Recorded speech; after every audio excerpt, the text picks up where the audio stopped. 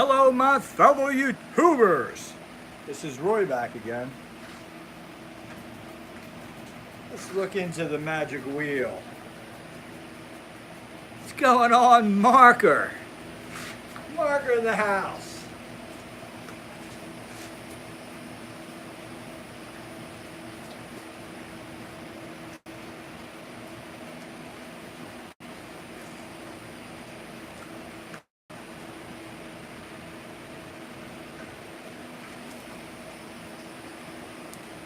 Why, thank you. Hey guys, we got a good thing going on tonight. Let's get a few more peeps on and we'll fire up some stuff, all right? Cheers, y'all. That's right. Hello to everybody. So I think on Wednesday, I'm going to make my first live broadcast by using another phone to where people can call in and we can do 3 ways. What I like about that idea is that, hey, Virgil, what we could do is we could have topics. Let me turn that fan down over there. It's a little noisy.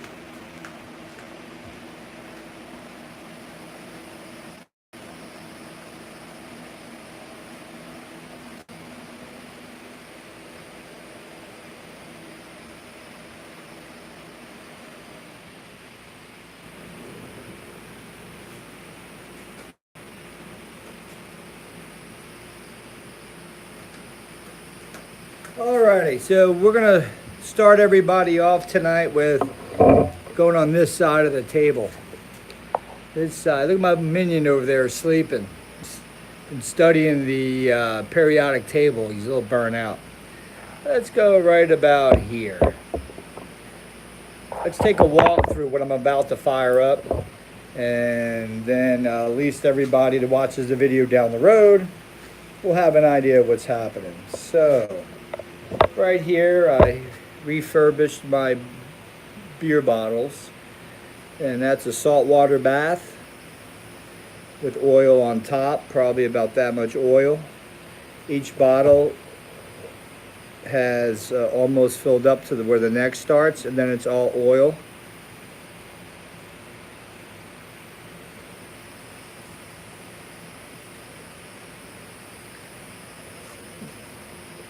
And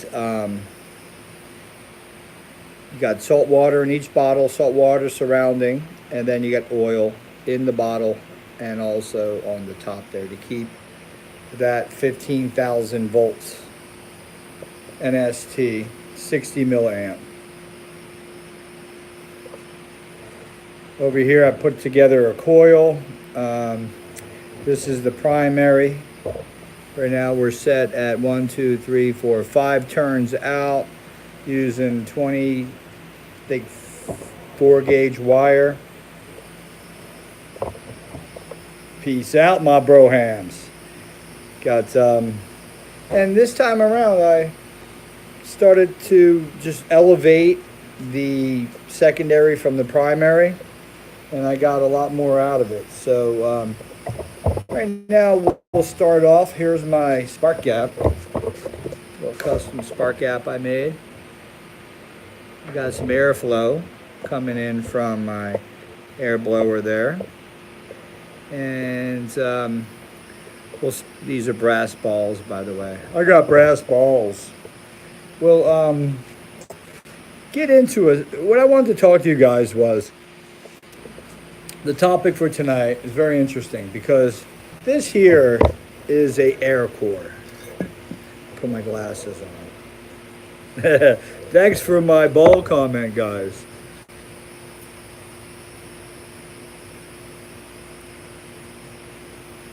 So this is an air core, we call it. There's no core in this coil, and Tesla is showing us here that you can have an electromagnetic wave, and the electromagnetic wave is going to create a pulse through the secondary, like ringing a bell, and that pulse will create a harmonic which will exponentially build on top of each other. So when we get into the Tesla coil, firing it up down the road here tonight, but firing it up, when you see sparks come out, and they come out, pretty far, it's because I'm pulling apart the gap here. 2, I'll show you guys when we go to fire it up that I won't have air on, and how the air sort of acts in between this buffer here of the 2 balls, my brass balls. There'll be air. That air gets ionized, and when that ionization of air gets in between, it sort of dampens the spring. The almost tries to make a connection that's solid, but because of the air, it sort of pushes it out, and you'll see it'll be hard to see, but you'll see a bright, like the sun bright, right?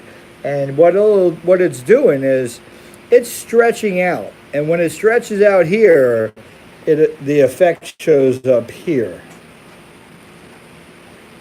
Now, I don't even have this on yet.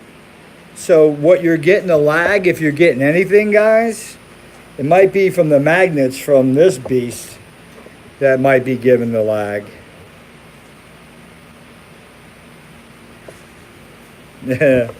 Yeah. And the 4 kids that I have. So let's get this minion back to work. So for right now, the quick experiment I want to show you. Well, hold on with the experiment. So you have your coil with air core. Over here, you have your coil. It happens to be a bifilar, which doesn't really matter right now. Then you have an iron core. Now, the fact that the iron core is laminated or solid, what I'm talking about right now doesn't matter, because it's still a saturated material, which iron is like the most saturated material that's out there. Well, I'm sure there's others that are more that my minion's learning on the periodic table here.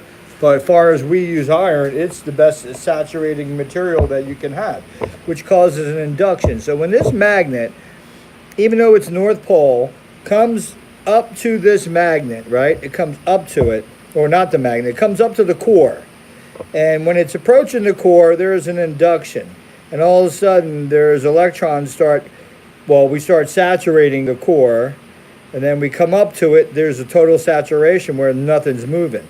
And then as we pull away, the poles reverse, and they start snapping. And as soon as you get to a point, it'll snap away free.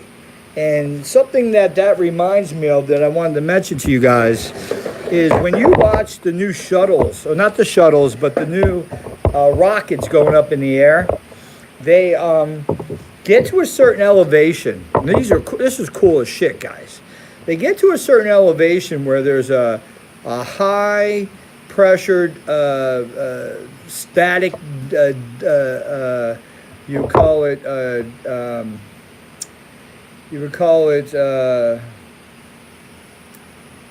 geez, why did I get blank for a second? It is, let me hear, brain fart here. It is dynamic. We're going to go with dynamic.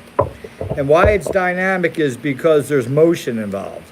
And when you have motion in a dynamic, the rocket that's shooting from the ground up, it has its highest pressurized dynamic, I forget what it's called, God, I'm getting blank, but it all of a sudden, that's when the magnet is approaching the core there, and then all of a sudden it balances out, reverses its poles, and now this would represent the rocket taking off from the ground, and it's got a strong force.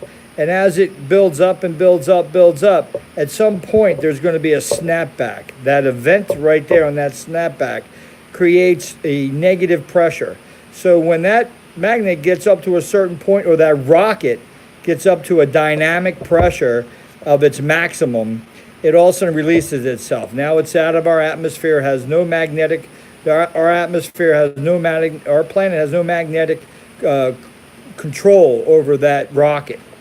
Magnets have the same thing, and this is something that's very interesting that I want to point out to you guys, is that when each magnet is going by each one of these, we're going to take, it just sounds crazy. I'm sorry, guys, but iron cores, solid, is not what I want. I just realized this, that the ferrite, and what I'm trying to do here, the ferrite is the way to go. You see that thing moving on its own? So what's happening in that wire right now, it's going positive, negative, positive, negative. It's flipping its poles because it's at the other end of the dynamic. There's a high pressure dynamic where it's at maximum pressure. Maximum pressure is where it's ready to break its field. No longer will that magnet have any control over that iron core, and it breaks its field. And then that's a maximum pressure. But now it's at zero pressure. Even though that this induced this is running into the iron core, running around, and it's at its max of how many I hate to say the word, it's killing me to say the word. How many electrons are induced into this iron core that's laminated, which will probably concentrate more electrons in there, so it's a bigger punch. That's why laminate versus solid core is a stronger magnetic concentration. So that's why I'm going to get rid of these and make laminates that are the same size. But the second part to that is how much, when you get into building your bidinis or a wheel of substance like Ed's wheel here, the main important thing you guys need to look into. Thank you, RPV Angel. I'll look at Walter Russell. In fact, I'll turn around in a second and show you a couple books I got on. I appreciate that. So the induction here is very important in the start of building your coil. The coil is very important on how much induction you're going to put into this coil to backfeed into this magnet. So for instance, these are magnets are Electro magnets, and they are ceramic, right? So they're very somewhat weak, but still strong enough to do what I'm doing, right? And I ordered some 1-inch square cubes of neodymium. But what I realized is I have to, just like the rocket ship that just blasted off the ground, I have to be able to overcome the high dynamic pressure. And that high dynamic pressure is the same thing as the induction in the iron to the magnet. So when this magnet right now is stuck here, has a dynamic pressure where it keeps it there. But if I put more force into it, I could break it free. Why can I break it free? Because I added more energy to the system. So when you design your coils, you have to first be thinking about what size magnet you're using. And then maybe you can take this iron core and you can back it up a little bit.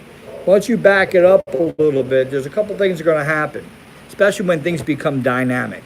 When they become dynamic, some of the Lenz's law and some of the things just don't come into play because they're overcome by motion.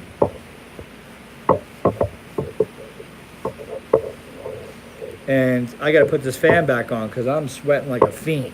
Hope you guys had a great Memorial Day weekend. If you're on this side of the pond, if you're on the other side, hopefully you enjoy that. We're over here and we're celebrating our veterans and people who helped us keep this place and live how do we live. So shout out to the veterans. Happy Memorial Day. Shout out to the Americans and shout out to the people around the world.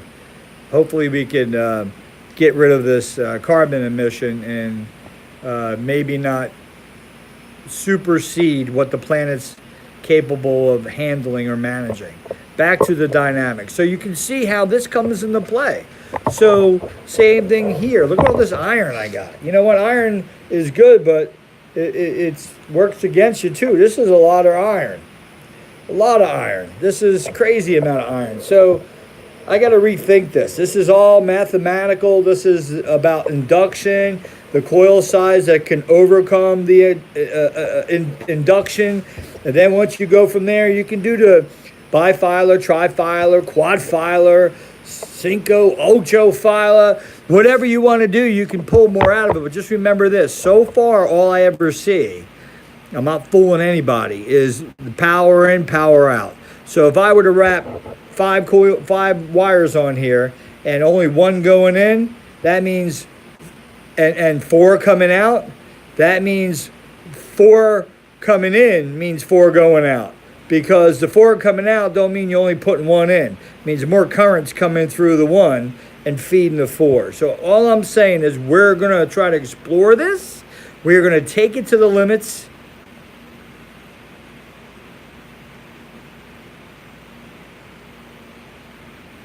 Well, one thing that I did realize is that magnetism is particles. So I'm going to say no more am I going to use the word electrons. They are particles. So the particles in this magnet have a magnetic field, which is full of particles which are coming out of the realm of the magnet, right? So those particles, when they come approaching the iron saturation right there, which that is iron and it's made to do that, will take those particles and become part of that closed loop circuit. Now that closed loop circuit right there is what we're looking at.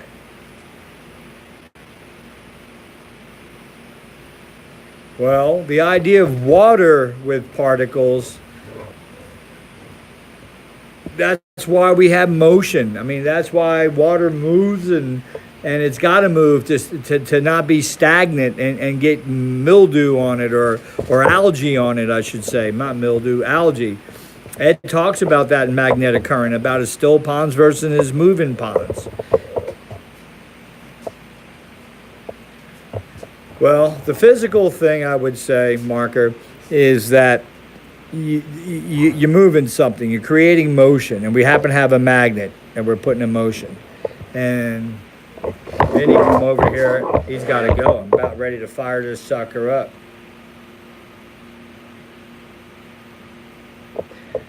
Yeah, and we do have magnets. I like that, Dave. That have a different PSI, like the neodymiums. I got the 52 1-inch cubes coming in, woof, and they are different. So you have different pressures, different. So a neodymium 52 is 10 times the strength of aluminum magnet. So think about that, 10 times the concentration. So if you were to take, without thinking this through, you would put a neodymium here, still have the iron core here. You'd have such a strong, 10 times the field here, such a strong induction that you would, saturation as well in the iron, that you would have to be able to break that because you're creating, what you're doing is creating a resistance or some stress in the system. So what would you do to overcome that? You would either back this up or go down in size of the iron core. But because this is a push me, it's a push me, pull me, don't get me wrong, but it's push me, meaning the north is coming out here, the north is there. So it's not on the traction, so it is a traction, it's pull me, so the traction's coming down, and then it's charging the core, and then as it goes just by, the trigger kicks on because now this is breaking its dynamic energy right there, and then what happens is the transistor kicks on, and then all of a sudden when that kicks on, it pushes the magnet away.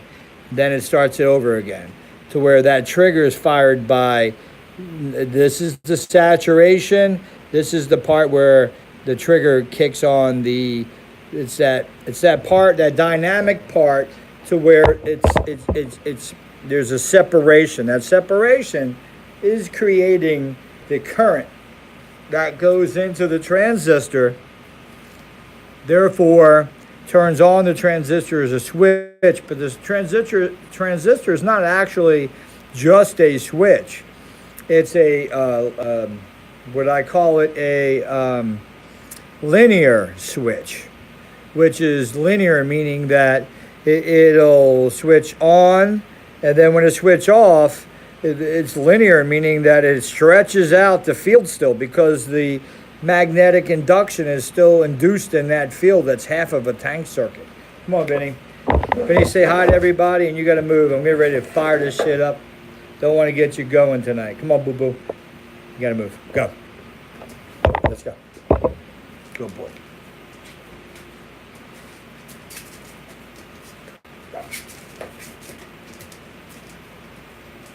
Here we go. All right, so I don't know. I think he's hearing fireworks and he hates them, so he's coming in here. But once I turn his machine on, the lights out, he's going to run like fireworks are going off in here. So you got to go. Out. Out. Yeah, dogs and fireworks. That don't go too well. Let's so back to this. What I'm trying to explain is the difference in the coils. And basically here you have iron, you have saturation. You need to be, when you build your coils, you need to be able to overcome that saturation, your induction, your Henrys that's created between the iron core and the magnet. Very important. And also I'll tell you one thing about this winding I did here. I got a 28 gauge wire, which is the trigger. And I have a, well, actually, this one's a 26 and this one's a 28. And there's too much resistance. So when I put this right to the car battery, there's very little magnetic force going in here. So that means that the winding to this, even though I had this running beautifully the other day, it still runs great. But to me, I'm not happy because I know better now to say I am going to use the numbers, and I want the way it's wound right now, 150 feet with the resistance. I forget what the resistance was, but I was getting with 12 volts. I'm getting 1.32 amps. If I put 24 volts, I'm getting 2.64 amps. If I go 36 volts, which is the transistor has 50 volt max, 110 watts, that I'm getting triple the 1.32. So that's not.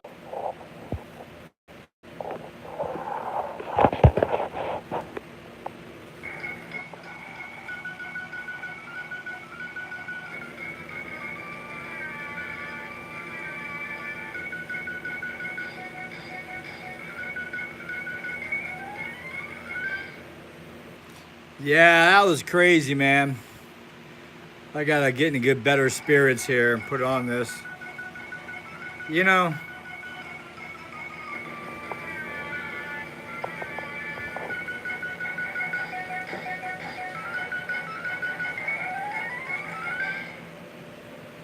he gets me laughing. Is everybody back?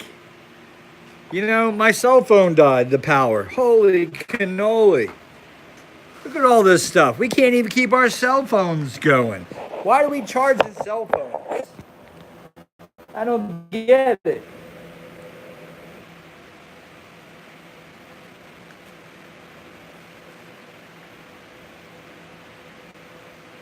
All right, I got everybody back. Let's get this ball rolling. My dog's freaking out. I got fireworks going on at the beach, I guess. And give me 1 second. Let me get everything set up. I'm just going to turn this fucking thing like, pardon my French, but I pulled everything off at the whole circuitry. Why? Because that coil, as I was speaking about, needs to be designed. This is where Bedini does not tell anybody anything. You need to have the perfect knowledge on the induction of the core in order to build the coil that's going to overcome the induction by the magnet. So if you go stronger magnets, like I already have weak magnets, I'm getting ready to put some 4 big old cubies, 1-inch cubies on there, 52s, neodymium. So the induction is going to be 10 times what I have now. What I like about the 10 times is it's going to give me 10 times more energy or induction or particles inside that core. So with that being said, I gotta adjust my core away from the magnet to overcome the induction. So that means I'm going to lose some induction by doing that. So there seems to be a problem there.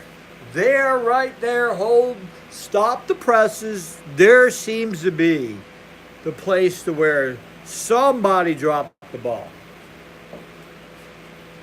Somebody in the 1800s, 1700s messing with this stuff.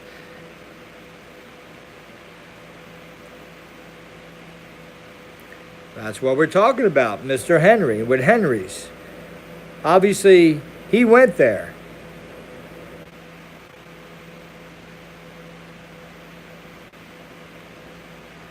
Now, I'm just commenting off of you leaving your comment that Mr. Henry there, that's where we get our Henrys. He studied that.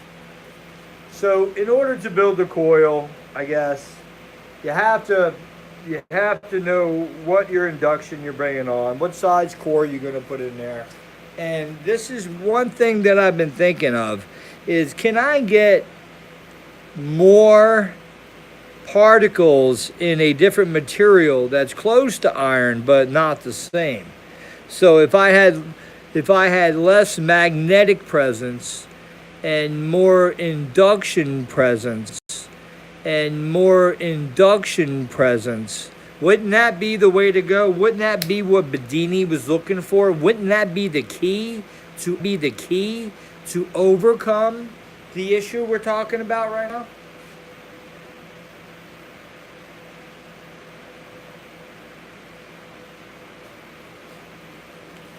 So here I think, the drum roll please, is bismuth. So far with my experiments with bismuth, it's diamagnetic and it also is conductive.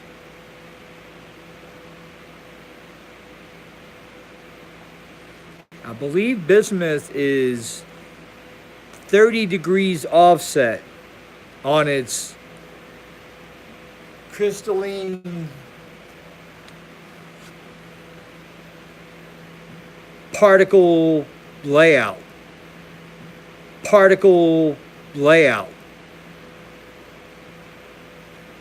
I guess what today we call them domains. So the domains.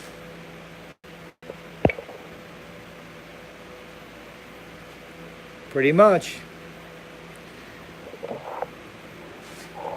Let's go ahead and let's play a little bit with some hollow core.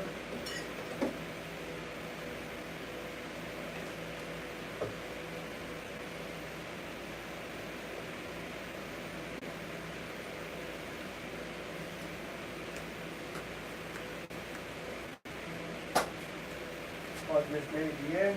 We're going to start off this experiment, first of all, with no air blowing on the spark gap.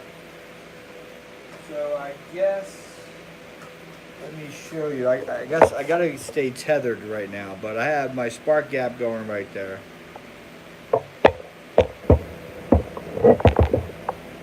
And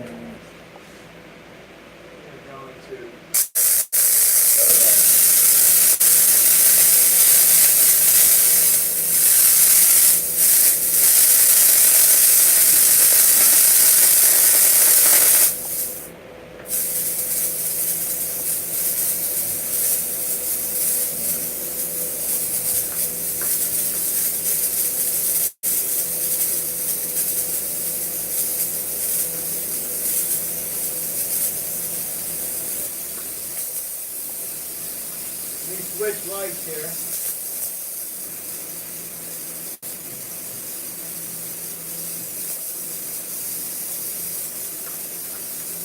See that better, right? You see that lighting up in my hand? So all of a sudden the air, we're going to talk about this. All of a sudden the air, you'll notice on the coil, hi everybody, you'll notice on the coil, look, it lights up in my hand.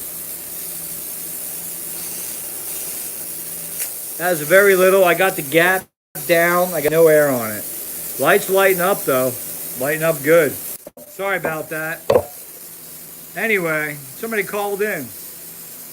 you can see somehow the air is becoming rarefied, where the molecules in the air molecules are being vibrated. Not only are they being vibrated, you can see there's very little pressure coming out of here. You can see there's some, and I'll put this down, see it stays lit. There's some, let's see if I'm brave enough to. There's my finger. Now, I don't know if you guys are seeing that at home, but all right. You got that. And you also have, you reach in here and grab, I got some of these that burnt out that don't work no more. And all of a sudden you hold it in your hand. Look at it. So what is this coil? This is the questions we're doing tonight.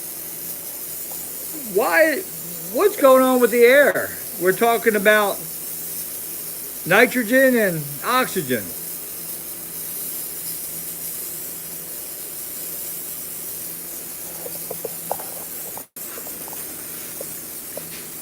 All right, tell me if you can see better. Can you see?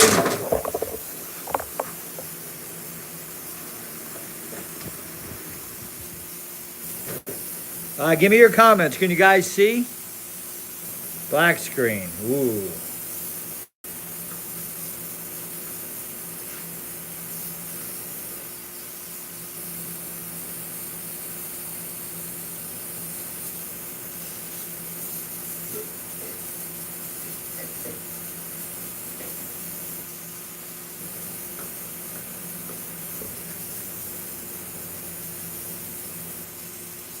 All right, so you guys, listen, can you not see? Can you guys see? Leave me a comment right now, because I'll jump off and jump back on. Can you still see? We are blind. Wow. All right, so I'm going to jump off and jump